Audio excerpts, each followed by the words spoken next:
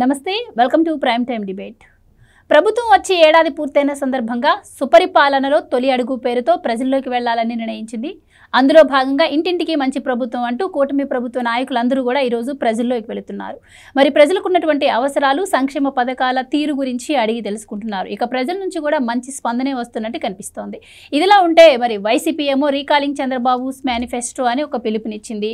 మరి ఈ ఏడాది పాలన అంతా కూడా దగా, కుట్ర, రెడ్ బుక్ రాజ్యాంగంతో నడిచిందని చెప్పి ప్రజలందరూ కూడా ఆగ్రహావేశాలకు గురవుతున్నారని చెప్పి వైసీపీ ప్రచారం చేస్తోంది. మరి ఈ ప్రచారాల్లో వాస్తవం ఎంత, ప్రజలు ఎలా స్పందిస్తున్నారు ఈ కార్యక్రమంపై, మరి ప్రజల నుంచి విమర్శలు వస్తున్నాయా, ప్రశంసలు వస్తున్నాయా అన్న విషయాలను ఈ రోజు డిబేట్లో చర్చిద్దాం. మనతో పాటు డిబేట్లో పార్టిసిపేట్ చేసేందుకు స్టూడియోలో ఉన్నారు సీనియర్ జర్నలిస్ట్ సత్యమూర్తి గారు, అలాగే మరో సీనియర్ జర్నలిస్ట్ డివి శ్రీనివాస్ గారు. నమస్కారం సార్. నమస్కారం సార్. సార్, చంద్రబాబు గారు ఏడాది పాలన పూర్తయిన సందర్భంగా ప్రజల్లోకి వెళ్ళండి, వాళ్ళ అవసరాలను తెలుసుకోండి అని చెప్పి, వాళ్ళ అభిప్రాయాలను కూడా తెలుసుకోండి అని కార్యక్రమానికి పిలుపునివ్వడం జరిగింది. గత ప్రభుత్వంలో మనం చూసాం, 5 సంవత్సరాలు ప్రజలను పట్టించుకోకుండా జగన్మోహన్ రెడ్డి గారు ఎలక్షన్స్కి ముందు పంపిస్తే ప్రజలందరూ కూడా నాయకుల్ని చీత్కరించుకున్నటువంటి పరిస్థితి. సో అలాంటి పరిస్థితే మరి జగన్మోహన్ రెడ్డి గారు ఇప్పుడు ఉందని ప్రచారం చేస్తున్నారు. మరి ప్రజలు ఏ విధంగా స్పందిస్తున్నారు? మరి కూటమి ప్రభుత్వ నాయకులకు ఏమైనా విమర్శలు ఎదురవుతున్నాయంటారా? ఎలా ఉంది పరిస్థితి? అంటే అక్కడ ఉన్నది చంద్రబాబు నాయుడు. ఆయన అన్ని రకాలుగా ఆయనే స్వయంగా చెప్పాడు, మొత్తం ఈ దేశంలో ఉన్న రాజకీయ పార్టీల అందరికన్నా నేను మొత్తం సర్వేలు అన్నీ జాగ్రత్త చేసుకుంటాను, జాగ్రత్తగా చేయించుకుంటాను, 1కి 2 సార్లు క్రాస్ చెక్ చేసుకుంటాను అని చెప్పి ఆయనే చెప్పాడు. అందుకని ఇక్కడ ఏంటి అంటే రాష్ట్రంలో మొత్తం పాలన ఏ విధంగా ఉంది అంటే సంక్షేమం, అభివృద్ధి, ఈ రెండింటిని ముందరికి ఎట్లా తీసుకుపోవాలి అనేది ఇప్పుడు టాస్క్. ఈ టాస్క్లో భాగంగా ఎక్కడ మధ్యలో ఏమేమి అడ్డం వస్తాయంటే ఈ సోషల్ మీడియాలో కొంతమంది మాట్లాడేవి అడ్డం వస్తూ ఉంటాయి. ఇప్పుడు ఇదివరకు ఈ బెడద లేదు, సోషల్ మీడియాలో బెడద లేదు. అప్పుడు ఏంటి అంటే గవర్నమెంట్ మీద వాళ్ళ అభిప్రాయం, ప్రజల అభిప్రాయం, ఒపీనియన్ అనేది చాలా కరెక్ట్గా, యాక్యురేట్గా వచ్చేది.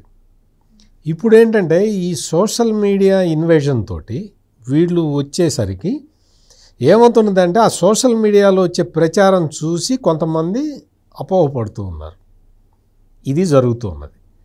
దానికి తోడు అవతల ప్రత్యర్థి రావణాసురుడైతే ఒక రకంగా యుద్ధం చేయాలి, మారీచుడైతే ఒక రకంగా యుద్ధం చేయాలి. రావణాసురుడు కనపడుతూ ఉంటాడు, 10 తలలు వేసుకొని కనపడుతూ ఉంటాడు. ఒక తలను నరికితే మళ్ళీ ఇంకో తల వస్తుంది. అది రావణాసురుడి క్యారెక్టర్. మారీచుడు కనపడడు, అంటే ఆయన కామరూపి అనమాట. అంటే ఎక్కడ కనపడ్డు. ఇప్పుడు ఈ క్షణంలో ఇక్కడ ఉంటాడు, ఈ క్షణంలో ఇక్కడ ఉంటాడు, ఎక్కడికి బాణం వేయాలి? ఈ జగన్మోహన్ రెడ్డి మారీచుడి టైప్. పరోక్షంగా సోషల్ మీడియా ద్వారా దెబ్బకొట్టడానికి ప్రయత్నం చేస్తూ ఉన్నాడు. అందుకనే మీ చేతిలో సెల్ ఫోనే గన్ను అని చెప్తున్నాడు. సెల్ ఫోనే గన్నులాగా వాడండి మీరు అంటాడు. అంటే ఎంతసేపటికి జగన్మోహన్ రెడ్డి గన్నెట్ట వాడాలి, గొడ్డలెట్ట వాడాలి, ఇవే చెబుతాడు తప్ప పలకా బలపం పట్టుకోండి, చక్కగా చదువుకోండి అని ఎప్పుడన్నా నేనైతే వినలే. మరి అంటే స్పెషల్గా ఫోన్లు, గన్లు ఎందుకు సార్? గతంలో రోజా గారు అన్నారు కదా, గన్ను కన్నా ముందే జగన్ వస్తారు. ఇంకా గన్ను భాష తప్ప వేరే భాష వాడని జగన్ని చంద్రబాబు నాయుడు తోటి ఎవరూ పోల్చుకోవటంలే. ఎందుకంటే చంద్రబాబు నాయుడు ఎక్కడికి వెళ్ళినా, నిన్న ఎక్కడికో వెస్ట్ గోదావరి వెళ్ళాడు ఆయన, ఉమ్మడి వెస్ట్ గోదావరి జిల్లాకి వెళ్ళి ఒక దళితుడిని, చర్మకారుడిని ఆయన కారులో కూర్చోబెట్టుకొని ఏంటి నీ ప్రాబ్లమ్స్ ఏంటి, అసలు ఎట్లా, ఆయన క్వశ్చన్ అడిగాడు అతనితోటి. ఇన్ని సంవత్సరాల పాటు సంక్షేమ కార్యక్రమాలు ఇస్తున్నారు కదా, మరి మీ కుటుంబాలు ఎందుకు డెవలప్ కాలేదు అని అడిగాడు. ఆ క్వశ్చను ఇప్పుడు మొత్తం దేశం మొత్తం ప్రతిధ్వనిస్తున్న క్వశ్చన్ అది. మరి 75-76 సంవత్సరాలు స్వాతంత్రం వచ్చిన తర్వాత ఇంకా పేదరికం ఉండటం ఏంటి, ఇంకా కొన్ని కులాలు అట్టడుగునే ఉండిపోవటం ఏంటి అనే ప్రశ్న అక్కడ అతన్ని, ఆ దళితుడిని అడిగేసరికి ఆ దళితుడు చెప్పాడు, క్లియర్గా ఇంకొక క్వశ్చన్ అడిగాడు చంద్రబాబు నాయుడు. మీరు ఎప్పుడు మరి ఇన్ని సమస్యల్లో ఉన్నారు కదా, మీరు చదువుకోవాలి అన్న ఆలోచన మీ ఎప్పుడు రాలేదా మీకు అని అడిగాడు.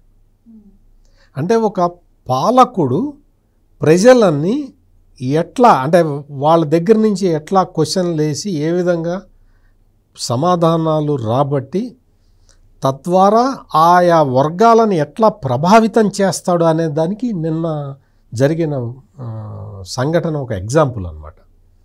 అంటే అతను చెప్పాడు, ఎంతసేపటికి నేను ఇంటికి పెద్ద కొడుకునండి, నాకు నా కింద ఒక 5 6 ఆడపిల్లలు చెల్లెళ్ళు ఉన్నారు, మరి వాళ్ళని పోషించడానికి మా అమ్మ నాన్న కూలికి వెళ్తే సరిపోదు, నేను కూడా వెళ్లాల్సి వచ్చింది అన్న తర్వాత చంద్రబాబు నాయుడు ఇంకొక క్వశ్చన్ ఏం వేసాడంటే, మరి నీ జనరేషన్ అయిపోయింది, మరి నీ పిల్లల్ని, నీ చెల్లెల పిల్లలు చదువుకున్నారా అని అడిగితే చదువుకున్నారని చెప్పాడు. అది ఇక్కడ కావాల్సింది.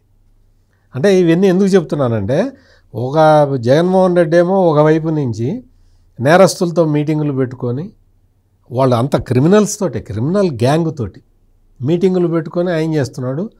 చంద్రబాబు నాయుడు ఏమో మొత్తం సాధారణ ప్రజలు ఏమనుకుంటున్నారు, వాళ్ళకి ఏం కావాలి, P4 విధానాన్ని ఎట తీసుకురావాలి, ఇవన్నీ అడుగుతున్నాడు. This is the difference. ఇదే ప్రజల్లో కూడా రిఫ్లెక్ట్ అవుతూ ఉన్నది. సార్ శ్రీనివాస్ గారు, ఈరోజు ప్రోగ్రాం గురించి మీకు కూడా తెలిసే ఉంటుంది. 2 పార్టీలు కూడా పోటాపోటీగా ప్రజల్లోకి వెళ్తున్నాయి. అయితే కూటమి ప్రభుత్వ నాయకులు మాత్రం ప్రశంసలు దక్కుతున్నాయి, ఎలాంటి వివక్ష లేకుండా మాకు పథకాలు వస్తున్నాయని చెప్పి వాళ్ళే స్వయంగా నాయకులతో చెప్తున్నారు అంటున్నారు. మరోపక్క వైసీపీ ఏమో అసలు ఏంటిది, మా మేనిఫెస్టో మేము పట్టుకొని తిరగకుండా టీడీపీ మేనిఫెస్టో మేము పట్టుకొని తిరగడం ఏంటి, అసలు ఏం చేస్తున్నారు జగన్మోహన్ రెడ్డి గారు, ఈ విధంగా పరువు తీస్తున్నారని చెప్పి ఆ పార్టీ నాయకులు మాట్లాడుకుంటున్నారు అంటున్నారు. కానీ బయటకు వచ్చేసరికేమో ఏడాది పాలనంతా దగా మోసం కుట్ర అని చెప్తున్నారు. సో అసలు ప్రజల అభిప్రాయం మరి ఎలా ఉందంటారు? మొదటి రోజు వాళ్ళు ఎలా రెస్పాండ్ అవుతున్నారు? అంటే సార్, మీరు సమాధానం చెప్పబోయే ముందర ఒక చిన్న క్వశ్చన్కి ఒక చిన్న కరెక్షన్. ఎందుకంటే 2 పార్టీలు పోటాపోటీగా చేస్తున్నట్టు అడుగుతుంది. అక్కడ వైఎస్ఆర్ కాంగ్రెస్ పార్టీ పోటాపోటీగా ఏం లేదు, అసలు ఎవడు పోవట్లే అక్కడికి. ఇక్కడ కూర్చొని ఈయన ట్రైనింగ్ ఇవ్వటం తప్ప ఎవడు పోవట్లే. ఇప్పటికి సమయం ఎంత అయింది? ప్రజా తీర్పు వచ్చి ఇప్పటికి ఎంత సమయం అయింది? 1 year. 1 year వాళ్ళు కూడా ఏమని చెప్తున్నారు, అధికార తెలుగుదేశం, జనసేన, బీజేపీ వాళ్ళు ఏమంటున్నారు, సుపరిపాలనలో ఇది తొలెడుగు అంటున్నారు. ముఖ్యమంత్రి ఏమన్నారు చంద్రబాబు, లేకపోతే లోకేష్ ఏమన్నాడు, మేమన్నీ చేశామని చెప్పటం లేదు, కానీ చాలా చేశాం. చాలా చేసిన దాంట్లో ఇది మా తొలి అడుగు, 1 ఏడాదిలో ఇంత సాధించాం, ఇంకా 4 ఏళ్ల సమయం ఉంది, మిగతా హామీలన్నీ నెరవేరుస్తామని వాళ్ళు ప్రజల యొక్క ఆమోదం కోసం వెళ్తున్నారు. వీళ్ళేంటి, వీళ్ళు నిలదీయమంటున్నారు. ఇది నిలదీసే సమయమా? ఒకవేళ నిలదీస్తే ఎవరిని నిలదీయాలి, ఏమని నిలదీయాలి? ఇది జనం అడుగుతున్న మాట.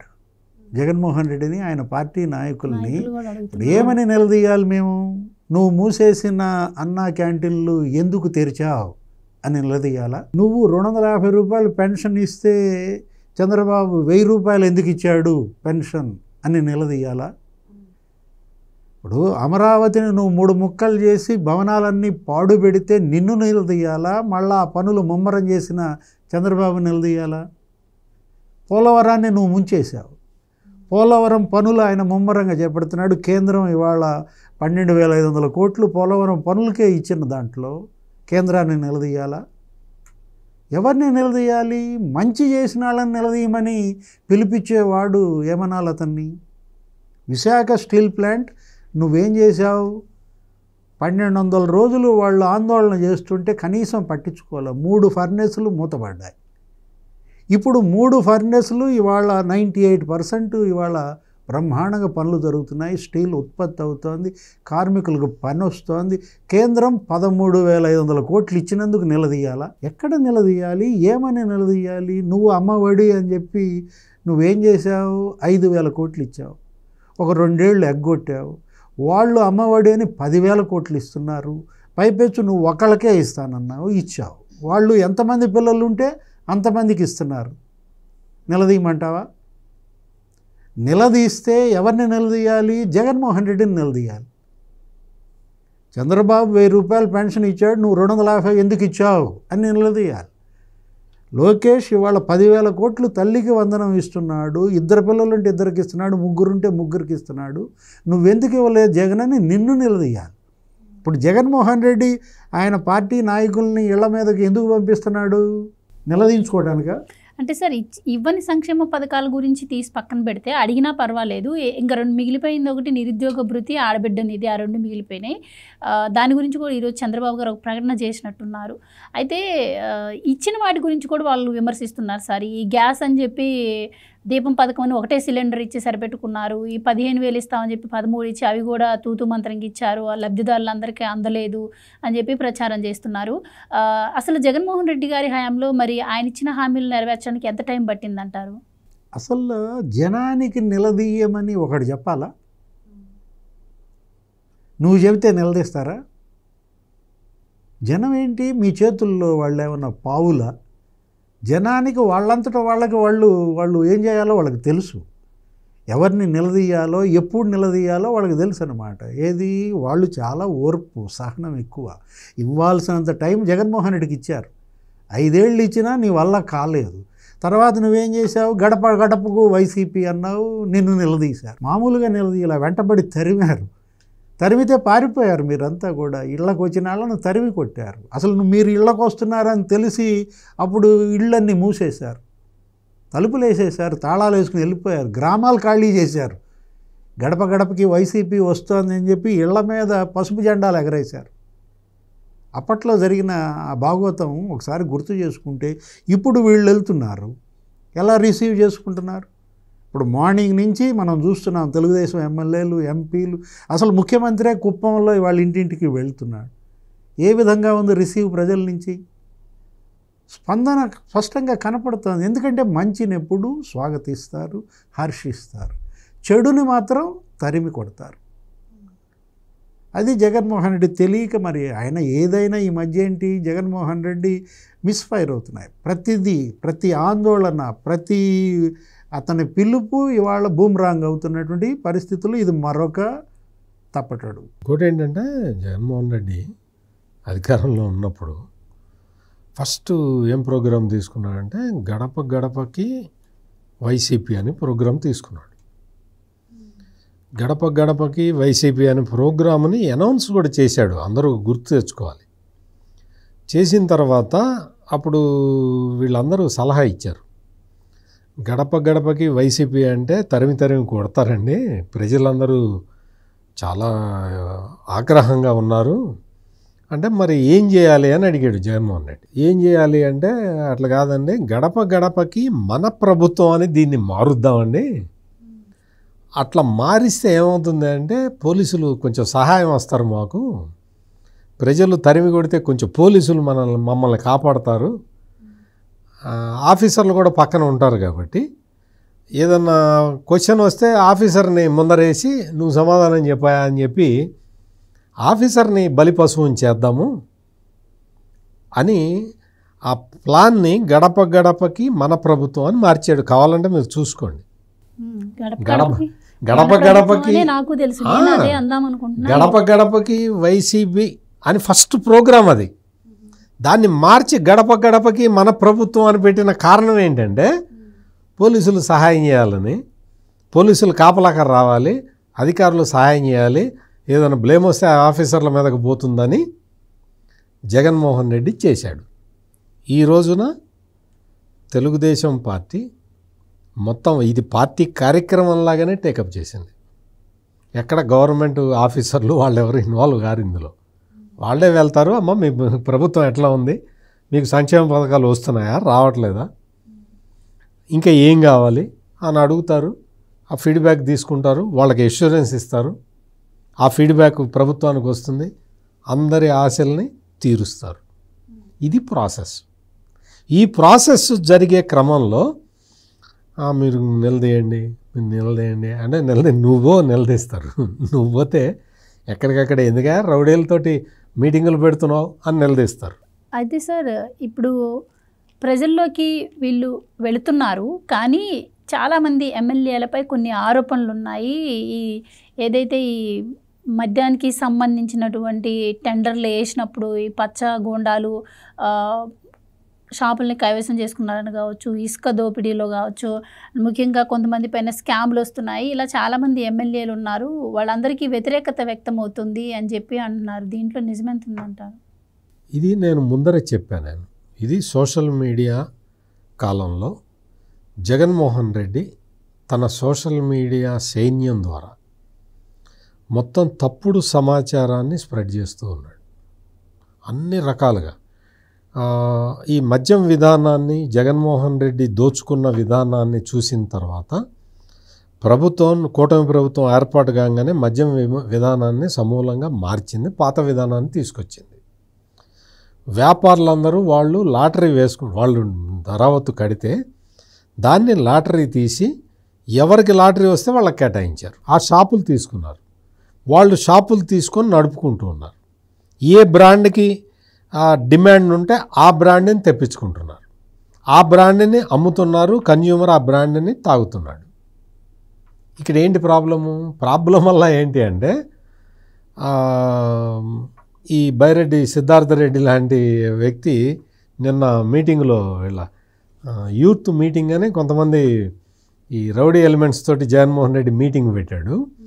అందులో అతను చెప్పిన ఎగ్జాంపుల్ ఏంటంటే వాళ్ళ నియోజకవర్గంలోట ఒక ఊరు ఉందిట, ఆ ఊళ్ళో సారా కాసుకుంటూ బతికేవాళ్ళట. ఆ ఊరు ప్రజలందరూ కూడా సారా కాసుకుంటూ బతికేవాళ్ళట. ఆ తర్వాత ఇప్పుడు వాళ్ళకి ఏమి సంక్షేమ పథకాలు అందట్లేదుట, వాళ్ళకి ఆ సారా కాసుకునే అవకాశం లేదుట. ఎందుకు అంటే ఈ మద్యం మామూలుగా గవర్నమెంటే అమ్ముతున్నది కదా, ఇంకా మేము సారా కాస్తే ఎవరు అమ్ముతారని చెప్పి వాళ్ళు బంద్ చేశారట. వాళ్ళ బతుకులంతా పాడైపోయినట్ట. ఈ ఎగ్జాంపుల్ చెబుతున్నాడు ఆ బైరెడ్డి సిద్ధార్థ రెడ్డి. అంటే ఏంటి, నాటు సారాన్ని కాచటం, ఊళ్ళల్లో కాగబెట్టడం, దాన్ని అంతా అమ్ముకోవటం, అదంతా ఎంకరేజ్ చేశాడా జగన్మోహన్ రెడ్డి? ఏం మాట్లాడుతున్నావు నువ్వు? ఇప్పుడు వచ్చిన తర్వాత మద్యం గవర్నమెంటే మంచి మద్యం అమ్ముతున్నది కదా, అందుకని నాటుసారా కాసే వాళ్ళ పొట్టలు కొట్టారు వీళ్ళని చెప్తున్నాడు. అసలు అతను ఏమి యూత్కి ఏమి సందేశం ఇస్తున్నాడు, ఏం చెప్తాడు? ఒకవైపు ఏమో జగన్మోహన్ రెడ్డి వెళ్ళి ఐతానగర్ గంజాయి బ్యాచ్నంతా పరామర్శించి వస్తాడు, ఇంకోవైపు వాళ్ళ యూత్ నాయకుడు వచ్చి నాటుసారా కాచే వాళ్ళ గురించి, వాళ్ళందరూ నాటుసారా కాచుకోవాలండి, వాళ్ళు అట్ట కాచుకుంటే కదా మాకు మామూళ్ళు వచ్చేదని మాట్లాడతాడు. ఇక్కడ ఉన్నది సుపరిపాలనలో ఇప్పుడు మొత్తం అంతా కూడా ఈ వాట్సాప్ గవర్నెన్స్ నడుస్తున్న కాలం ఇది. మీకు ప్రభుత్వ సేవలన్నీ వాట్సాప్లో ఇచ్చేస్తున్న పరిస్థితి. నువ్వు ఇంకా నాటుసారా కాసే వాళ్ళ కాలంలోనే ఉన్నావు జగన్మోహన్ రెడ్డి. కొంచెం ముందరికి రా, తెలుసుకో ఏం జరుగుతుందో. నీ సోషల్ మీడియా ద్వారా తప్పుడు ప్రచారాలు చేయటం కాదు. ఎమ్మెల్యేల మీద వ్యతిరేకత ఉంది, నీకు ఎట్లా తెలిసింది? ఎవరు చెప్పారు నీకు? నువ్వేమన్నా సర్వే చేయించావా? నీకు ఎట్లా తెలిసింది?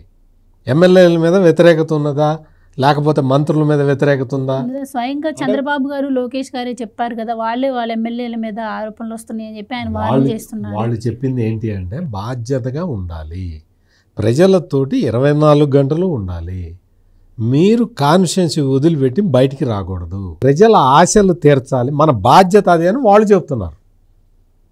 మన బాధ్యత, మన రెస్పాన్సిబిలిటీ ఏంటి? ప్రజలతోటి 24 గంటలు ఉండాలి. నువ్వు వెళ్ళి నేను హైదరాబాద్లో ఉంటాను, నువ్వు అమెరికాలో ఉంటానంటే కుదరదని వాళ్ళు చెప్తున్నారు. అదే కదా, ఎవరైనా అదే చెప్తారు కదా.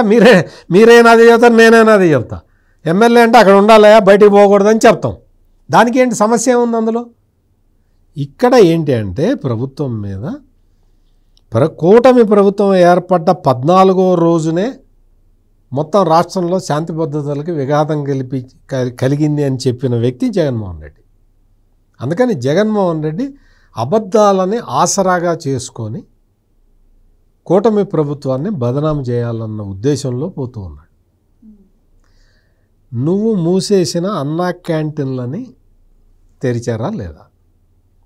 నువ్వు పెన్షన్ పెంచుతా అని తర్వాత ఏమన్నావు? పెంచుతూ పోతా అన్నావు, 250 రూపాయలు ఇచ్చావు. ఇప్పుడు చంద్రబాబు నాయుడు వచ్చి మొత్తం 1000 రూపాయలు పెంచడమే కాకుండా దివ్యాంగులకైతే వాళ్ళు దే ఆర్ వెరీ హ్యాపీ. అంటే 3000 రూపాయలు 6000 రూపాయలు పెన్షన్ అయింది. సమాజంలో ఎవరికి ఏది కావాలి అని ఆలోచించి ఆ విధంగా చేస్తున్నారు. యూత్కి ఎంప్లాయ్మెంట్ కావాలి. 20 లక్షల ఉద్యోగాలు ఇస్తానని చెప్పి ఆయన ఇప్పటికీ నేను ఇస్తా, నా మాట నమ్మండి, ఇప్పటికే 9.5 లక్షల ఉద్యోగాలకి ప్లాట్ఫామ్ వేశానని చెప్తున్నాడు. అందుకని మనం ఇక్కడ ఆలోచించాల్సింది ఏంటి అంటే, ఈ జగన్మోహన్ రెడ్డికి కళ్ళు మూసుకుంటే 5 ఏళ్ళు అయిపోతుంది అనుకున్నాడు. కళ్ళు మూసుకుని తెరిచే లోపల అందరూ వాళ్ళందరూ జైళ్ళల్లో ఉంటున్నారు. అందుకని కళ్ళు మూత కూడా పట్టలేదు జగన్మోహన్ రెడ్డికి. అందుకని ఈ సోషల్ మీడియాను ఉపయోగించుకొని తప్పుడు ప్రచారాలు చేస్తున్నాడు. ఎవరు కూడా కంగారు పడాల్సిన అవసరం ఏం లేదు. మొత్తం గవర్నమెంటు, పార్టీలు, 3 పార్టీలు ఇంటాక్ట్గా ఉన్నాయి. పవన్ కళ్యాణ్ చెప్పింది కూడా అదే. అంతా 24 గంటలు కష్టపడి పనిచేస్తున్నాడు చంద్రబాబు నాయుడు అని సాక్షాత్ అక్కడ దగ్గర కూర్చొని ఉన్న పవన్ కళ్యాణ్ చెప్తూ ఉన్నాడు. అందుకని మనం ఆలోచించాల్సింది ఏంటి అంటే, ప్రభుత్వం 1 సంవత్సరం పాలన పూర్తయిన సందర్భంగా ప్రజల దగ్గరికి వెళ్ళటం ఇప్పుడు అవసరమా? అవసరం ఏముంది? జగన్మోహన్ రెడ్డి లాగా 5 సంవత్సరాలు ప్రజల్ని ఇగ్నోర్ చేసి ఆ తర్వాత ఇప్పుడు ఉద్యమాలంటూ మొదలుపెట్టాడు. అట్లా చేయటం లేదు కదా. ఇదే ప్రత్యేకత. కూటమి ప్రభుత్వ ప్రత్యేకత ఏంటి అంటే, ప్రజల దగ్గరికి వెళ్ళటం, వాళ్ళతో ఉండటం, వాళ్ళ అవసరాలు తీర్చటం, వాళ్ళు ఏమనుకుంటున్నారో తెలుసుకోవటం. ఇది ప్రధాన బాధ్యతగా కూటమి ప్రభుత్వం ముందరికెళ్తుంది. అందుకని this is a democratically elected government కాబట్టి డెమోక్రటికల్ నామ్స్ ప్రకారం పనిచేస్తున్నది. ఇక్కడ ఎవరు డిక్టేటర్స్, ఎవరు జగన్మోహన్ రెడ్డి లాగా గన్ పాయింట్ మీద గవర్నమెంట్ నడిపే వాళ్ళు ఎవరు లేరు ఇక్కడ. సరే, ఏ ప్రభుత్వం అయినా అధికారంలోకి వచ్చిన తర్వాత సంక్షేమ పథకాలు అమలు చేస్తూ ఉంటుంది. కానీ దానికి కొంత టైం పడుతుంది. కానీ ఏడాదిలోపే వీళ్ళు ప్రజల్లోకి వెళ్ళినా కూడా ప్రజల నుంచి ఎటువంటి వ్యతిరేకత వ్యక్తం అవ్వట్లేదంటే వాళ్ళు సంక్షేమ పథకాలతో పాటు అభివృద్ధిని కూడా కాంక్షిస్తున్నట్టు మనకు అర్థమవుతుంది. అయితే జగన్మోహన్ రెడ్డి గారు నేను ప్రజల కోసం పోరాడతాను, ప్రజల అవసరాలను కనుక్కోండి అని చెప్పి వాళ్ళ పార్టీ నాయకులకి చెప్తూ ఉన్నారు. మరి నిజంగా ప్రజల అంటే కూటమి నాయకులు వస్తున్నారు కాబట్టి మనం కూడా ఏదో ఒక ప్రోగ్రాం చేయాలి అని చెప్పి కార్యక్రమానికి పిలుపునిచ్చినట్టుంది. కానీ నిజంగా ప్రజల అవసరాలు కనుక్కొని వాళ్ళ తరపున పోరాడాలి అనుకుంటే ఆయన అసెంబ్లీకి వెళ్ళాల్సిన అవసరం లేదంటారా? వీళ్ళు ప్రజల్లోకి గర్వంగా వెళ్తున్నారు. మేము ఇది చేశాం అని గర్వంగా చెప్పుకునేటట్లుగా ఇవాళ పరిపాలన, ప్రభుత్వం వీళ్ళు వెళ్తున్నారు. తెలుగుదేశం, జనసేన, బీజేపీ ఎమ్మెల్యేలు మేము ఇవాళ 3 గ్యాస్ సిలిండర్లు మీకు ఉచితంగా ఇచ్చాం. జగన్మోహన్ రెడ్డి అది చేయలేదు. ఇవాళ మేము మరి 34,000 కోట్లు పెన్షన్ల మీద మీకు లబ్ధి చేకూర్చాం. సంవత్సరంలో 34,000 కోట్లు. తల్లికి వందనం కింద 10,000 కోట్లు ప్రయోజనం మీకు కల్పించాం. ఈ విధంగా ఉచిత గ్యాస్ ద్వారా మీకు 3,000 కోట్ల ప్రయోజనం మీకు ఇచ్చాం అని వీళ్ళు స్పష్టంగా గర్వంగా చెప్పుకుంటూ వెళ్తున్నారు. వీళ్ళకి ఆదరణ సహజం. ఎందుకని వాళ్ళు బెనిఫిట్ పొందారు. బెనిఫిట్ పొందిన వాళ్ళు తప్పకుండా నెత్తిన పెట్టుకుంటారు. ఇప్పుడు చంద్రబాబు, జగన్మోహన్ రెడ్డి. చంద్రబాబు ముఖ్యమంత్రిగా ఆయన ఏం చేస్తున్నారు? చెప్పింది చేస్తున్నాడు, చేసింది చెబుతున్నాడు. ఆయనే ఇంటికి వచ్చి పెన్షన్ ఇస్తున్నాడు. నాయకుడు ఎలా ఉండాలి? ఆయన ఆచరించి చూపించాలి. ఇప్పుడు ఇవాళ కూడా ఇందాక సత్యమూర్తి గారు చెప్పారు, ఎవరు ఆ పోసిబాబు అనే అతని ఇంటికి వెళ్ళి ఒక చర్మకారుడు, అతను అసలు ముఖ్యమంత్రి తన కారులో తీసుకెళ్ళాడు. చూసావా? గతంలో ఏ ముఖ్యమంత్రి అయినా ఈ విధంగా ఒక సామాన్యుడిని తన కారులో ఎక్కించుకుని మాట్లాడుతూ కష్టం తెలుసుకుంటూ ఇంటి దాకా తీసుకువెళ్ళటం, ఆ ఇంట్లోకి వెళ్ళటం, కుటుంబ సభ్యులతో పలకరించటం. అసలు ముఖ్యమంత్రే వాళ్ళకి టీ పెట్టిస్తున్నాడు. వాళ్ళ ఇంటికి వెళ్ళి తలరాతలు మారుస్తున్నాడు. ఇల్లు లేదన్నారు, ఇల్లు 3 నెలల్లో కట్టించి ఇవ్వండి అని ఆదేశించాడు. అక్కడే కలెక్టర్. కొడుకు ఉపాధి అడిగారు, ఉపాధి అవకాశాలు అతను కల్పించమన్నారు. అతను దుకాణం పెట్టుకోవడానికి లోన్ ఇవ్వమని ఎస్సీ కార్పొరేషన్ ఆదేశించాడు. అంటే ఆ కుటుంబం తలరాత మారడం అంటే ముఖ్యమంత్రి సాక్షాత్తు తనని కారులో ఎక్కించుకున్నందుకు అతను సంబరం, ఆ కుటుంబం యొక్క ఆనందం. ఇది గతంలో చూసామా? ఎంతమంది ముఖ్యమంత్రులు పనిచేశారు? జగన్మోహన్ రెడ్డి ఇందాక సత్యమూర్తి గారు చెప్పారు, యూత్ వింగ్ సమావేశంలో మాట్లాడుతూ అక్కడ ఉన్నటువంటి వాళ్ళని యూత్ అనుకోవాలి మనం. వాళ్ళెవరు యూత్ కాదు. వాళ్ళని ఉద్దేశించి ఏమని చెప్పాడు? జనంలో అందుబాటులో ఉండాలా, నిరంతరం జనంలో ఉండాలి. నువ్వు ఉన్నావా? నువ్వు ఉంటావా వాళ్ళు ఉండటానికి? ఆ మాట అనేసి జగన్మోహన్ రెడ్డి ఎక్కడికి వెళ్ళిపోతాడు? ప్యాలెస్లోకి వెళ్ళిపోతాడు, యలహంకి వెళ్ళిపోతాడు. మళ్ళా 5 రోజుల తర్వాత కానీ ఆంధ్రప్రదేశ్లోకి అడుగు పెట్టాడు.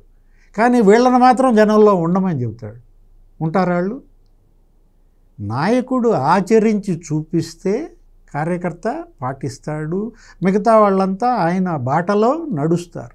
అది ఇక్కడ వైఎస్ఆర్ కాంగ్రెస్ పార్టీలో మిస్ అయింది.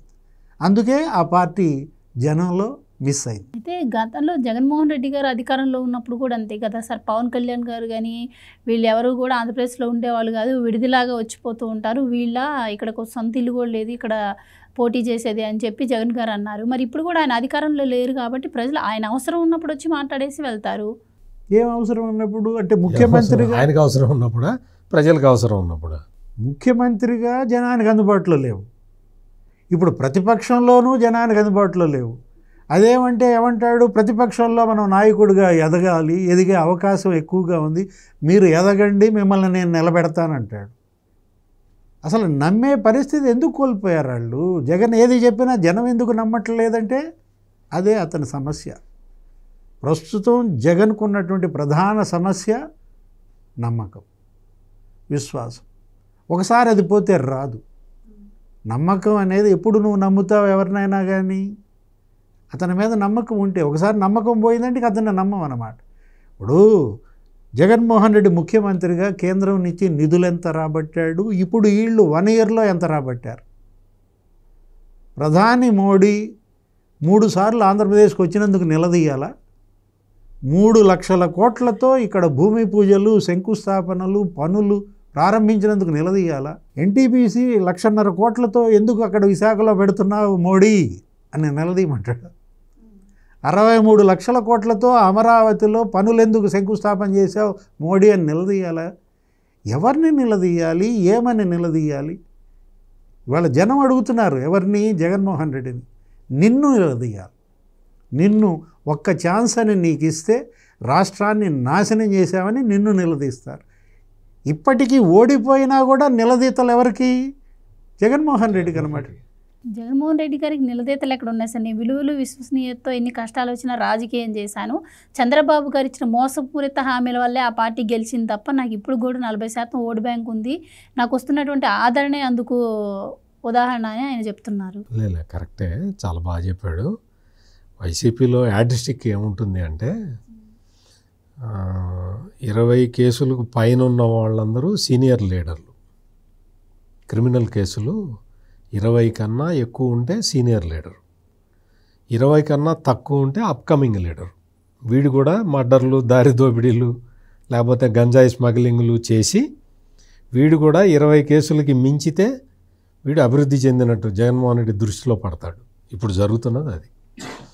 జగన్మోహన్ రెడ్డికి ఇప్పుడు మొన్న ఏదో అక్కడికి వెళ్ళాడు కదా, సత్తెనపల్లి వెళ్ళినప్పుడు ఎవరో ఒక ఆమె వచ్చిందట కొడుకుని ఎత్తుకొని వచ్చి, జగనన్న మా అబ్బాయికి క్యాన్సర్ ఉన్నది,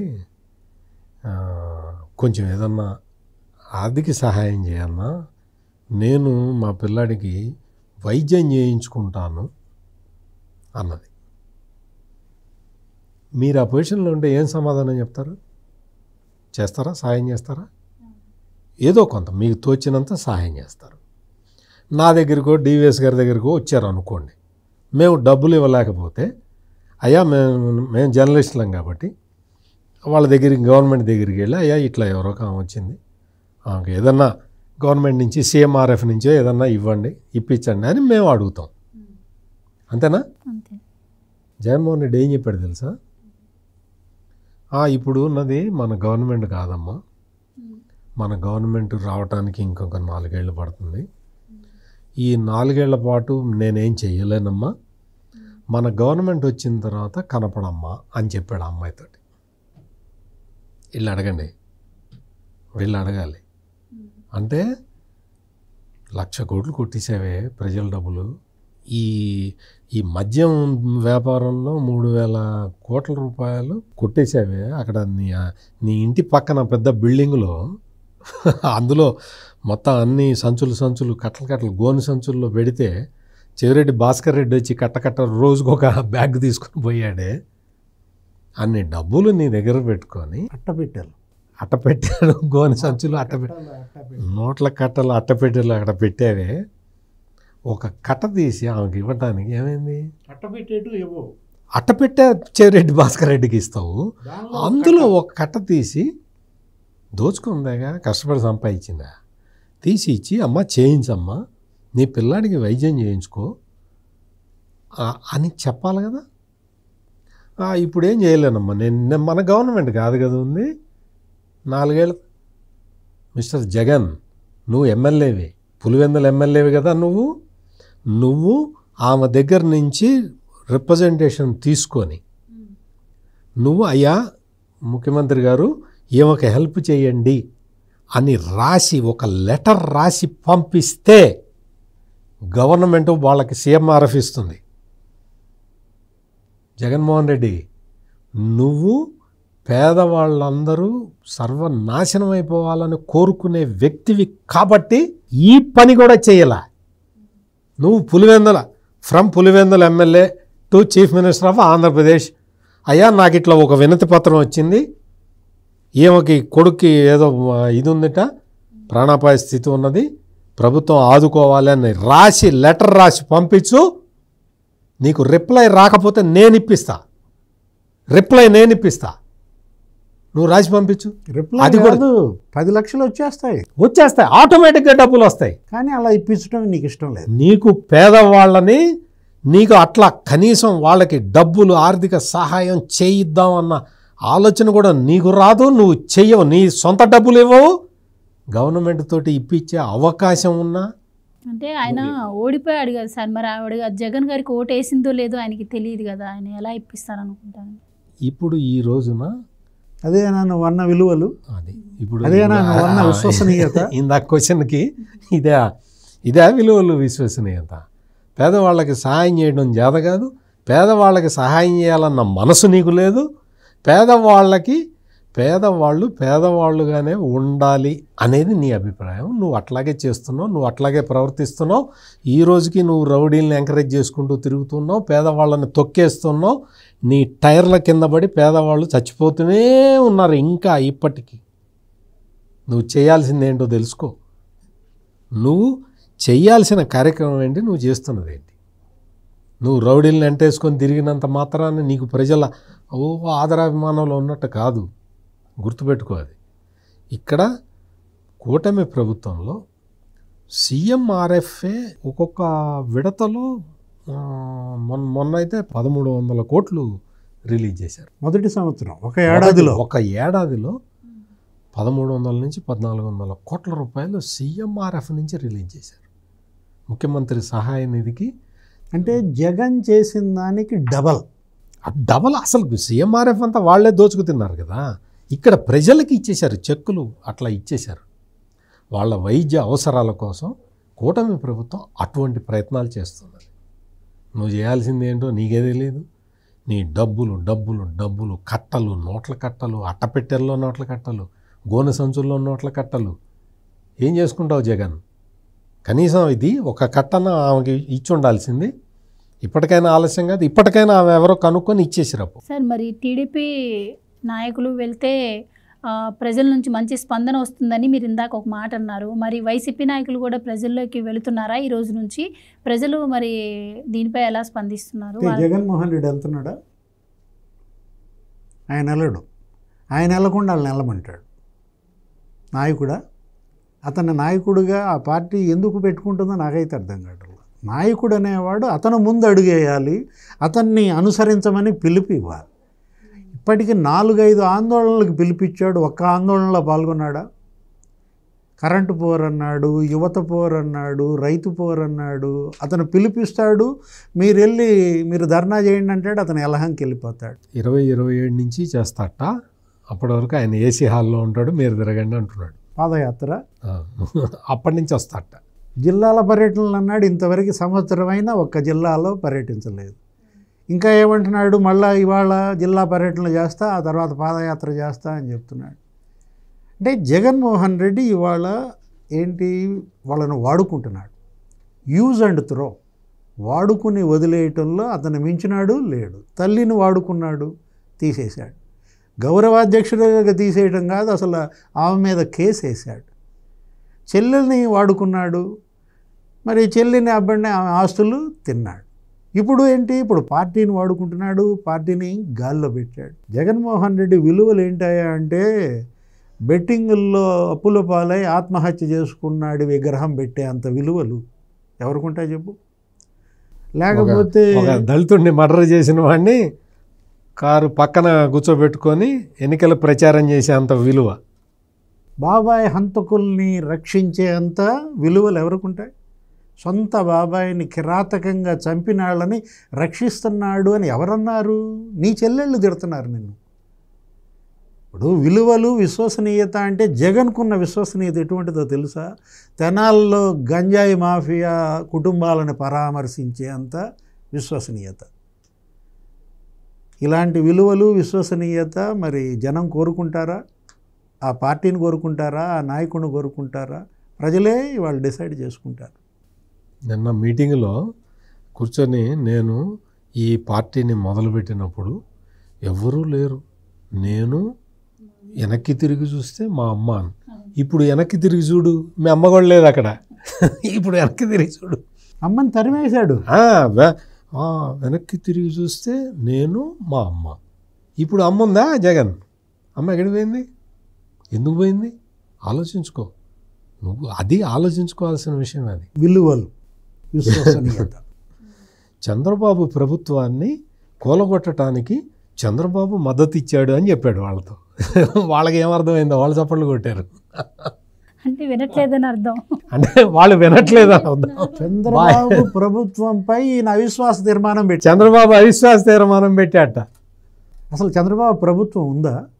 అప్పుడు ఉన్నది ప్రభుత్వం ఎవరిది? కిరణ్ కుమార్ రెడ్డి ప్రభుత్వం. దానిపై అవిశ్వాస తీర్మానం అయితే ఇతను ఏమంటాడు, చంద్రబాబు ప్రభుత్వంపై నేను అవిశ్వాస తీర్మానం పెట్టాను అంటే మైండ్ పోయింది. ఏది, ఇంకా ఇతను ఆ ఓటమి షాక్ నుంచి తేరుకోలేదు. ఎక్కడ 151 నా సీట్లు ఉన్నాయి అనుకుంటున్నట్టున్నారు. ఇప్పటికి కూడా జగన్మోహన్ రెడ్డి ఇంత హై వోల్టేజ్ షాక్ మరి ప్రజలు ఇచ్చిన నేపథ్యంలో ఎప్పటికి కోలుకుంటాడో ఏమో.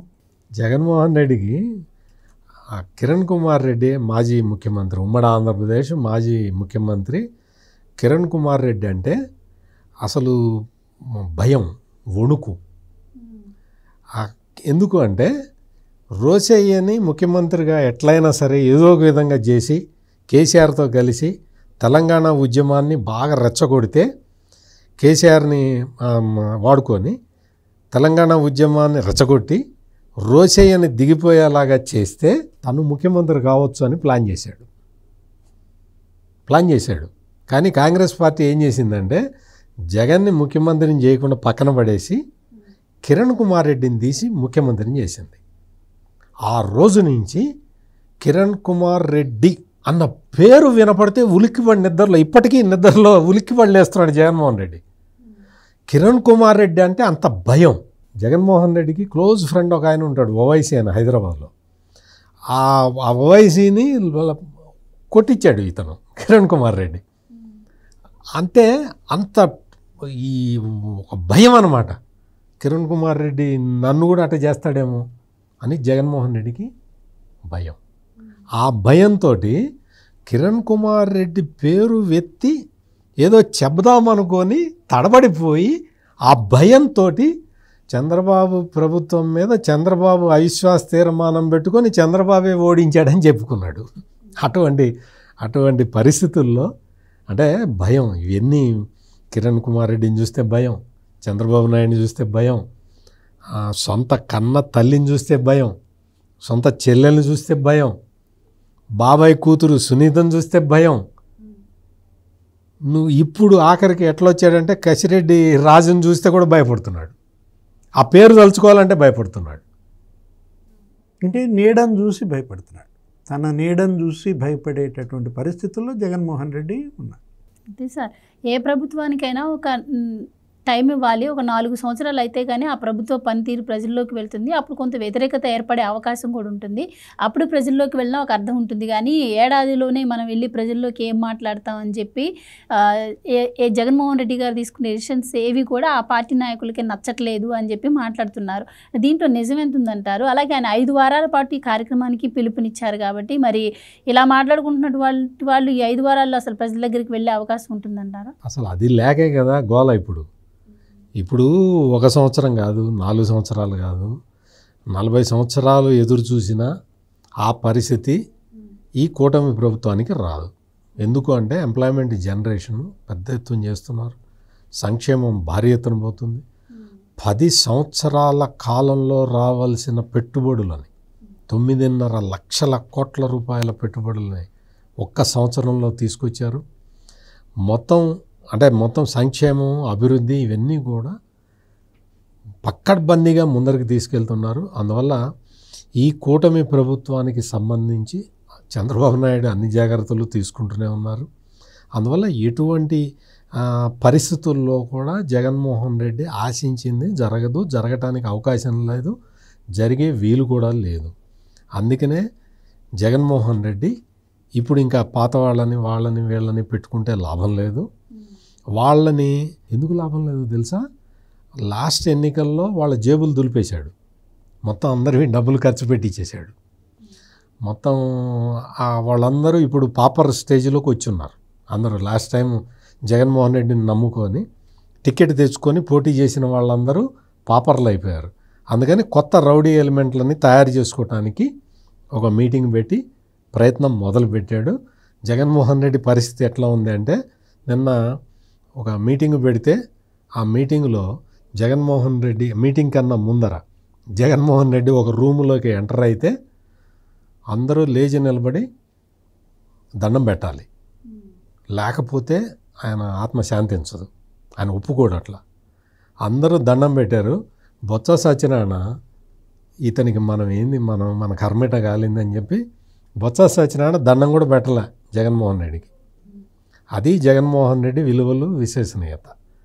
బొత్స కావాలంటే ఆ విజువల్స్ చూడండి మీరు. అందరూ దండం పెట్టారు కానీ బొత్స సత్యనారాయణ దండం పెట్టలే. ఇతనికి మనం కర్మ కాలింది, ఇతనికి దండం పెట్టాల్సిన పరిస్థితి ఏర్పడ్డదని పెట్టాలి. అది జగన్మోహన్ రెడ్డి నీ పార్టీ నాయకుల్లో నీకున్న ఇమేజ్ అది.